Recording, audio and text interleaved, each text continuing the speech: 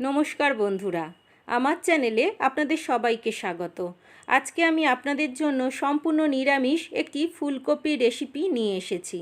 যে কোনো নিরামিষ দিনে আপনারা এটা নিশ্চিন্তে বানাতে পারেন।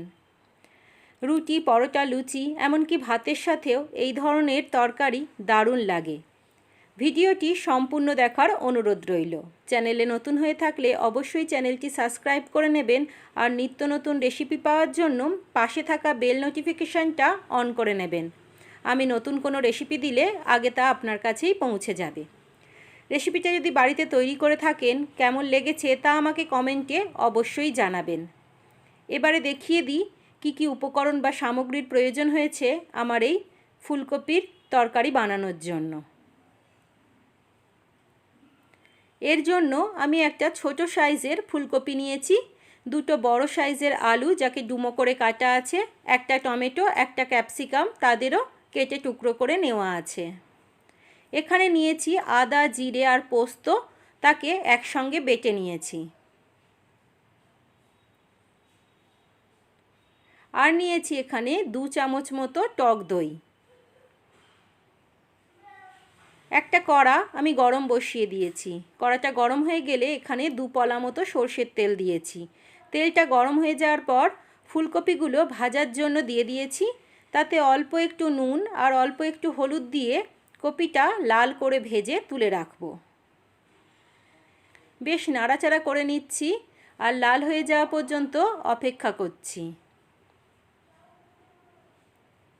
কপিটা আমার ভাজা হয়ে গেছে, তুলে সাইডে রেখে দিচ্ছি। এবার ওই কড়ার মধ্যেই আরও 1 থেকে 1.5 পলা তেল দিয়ে দিয়েছি। এটাও সরষের তেল। তাতে অল্প একটু 5 ফোড়ন, একটা তেজপাতা আর একটা শুকনো লঙ্কা দিয়ে দিয়েছি। তেলটা গরম হয়ে যাওয়ার পর আলুর টুকরোগুলো তুলে দিয়েছি আর বেশ লাল লাল করে ভেজে নিচ্ছি। লাল লাল করে ভাজা হয়ে গেছে।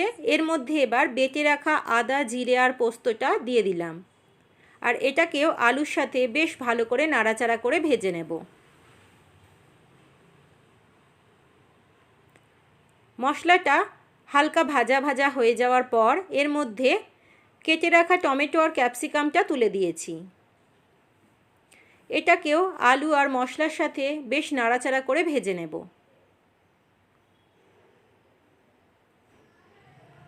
মশলাটা বেশ একটু ভালো করে কষিয়ে নিতে হবে। নাড়াচাড়া করে 2-3 মিনিট ভাজা ভাজা করে নিচ্ছি সমস্ত কিছু। এবার একে একে গুঁড়ো মশলাগুলো এর মধ্যে দিয়ে দিচ্ছি। মশলাদানির চামচের 1 চামচ ধনে জিরে গুঁড়ো, 1 চামচ হলুদ গুঁড়ো, 1.5 চামচ লঙ্কা গুঁড়ো দিয়েছি। আর এখানে 1 থেকে 1.5 চামচ লবণ দিয়েছি।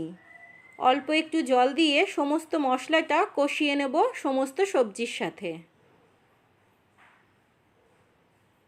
বেশ নাড়াচাড়া করে সমস্ত কিছু কষিয়ে নিতে হবে।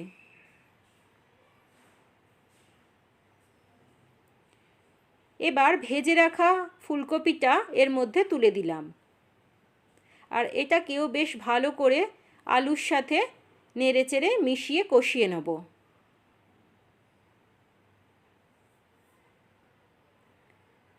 ভালো করে মিশিয়ে নিচ্ছি সমস্ত কিছু। এই সময় গ্যাসের ফ্লেমটা আস্তে দিয়ে বেশ একটু টাইম ধরে কষিয়ে নিতে হবে। এই সময় 2 চামচ মতো যে টক দই রেখেছিলাম সেটাকেও দিয়ে দিলাম আর সমস্ত কিছুর সাথে এটাকেও ভালো করে মিশিয়ে নিচ্ছি। এই সময় গ্যাসের ফ্লেমটা কিন্তু আস্তে করে রেখেছি, না হলে দইটা কেটে যাওয়ার ভয় থাকে। সমস্ত কিছু খুব ভালো করে আমার কিন্তু কষানো হয়ে গেছে। এবার আমি মশলা বাটা জলটা এই সময় দিয়ে দিলাম আর বাকি জলটাও এই সময় দিয়ে দিচ্ছি। এখানে মোট আমি 3 থেকে 3.5 গ্লাস মতো জল ব্যবহার করেছি। সমস্ত কিছু খুব ভালো করে মিশিয়ে দিয়ে আমি ঢাকা দিয়ে দিলাম সিদ্ধ হওয়ার জন্য। মিনিট 10 পরে খুলে নিয়েছি। ভালো করে নাড়াচাড়া করে নিচ্ছি। আর একবার ঢাকা দিয়ে দিলাম সিদ্ধ হওয়ার জন্য। তরকারিটা খুলে দিয়েছি, ভালো করে নাড়াচাড়া করে মিশিয়ে দেখে নিচ্ছি কতটা আলুটা সিদ্ধ হয়েছে। সমস্ত কিছুই সিদ্ধ হয়ে গেছে খুব ভালোভাবে। এই সময় হাফ চামচ মতো গরম মশলা ওপর দিয়ে ছড়িয়ে দিলাম আর সমস্ত কিছুর সাথে ভালো করে মিশিয়ে নিচ্ছি। গ্রেভিটা কিন্তু আমি এই রকমই রেখে দেবো, এর থেকে বেশি মেরে দেব না, এটা পরে আরেকটু গাঢ় হয়ে যাবে। পরিবেশন করে দিয়েছি ফুলকপির তরকারি। খুব সহজেই তৈরি হয়ে যায় এই ধরনের নিরামিষ তরকারি, খেতে কিন্তু হয় দুর্দান্ত। আপনারাও বাড়িতে তৈরি করবেন, কেমন হয়েছে আমাকে অবশ্যই জানাবেন।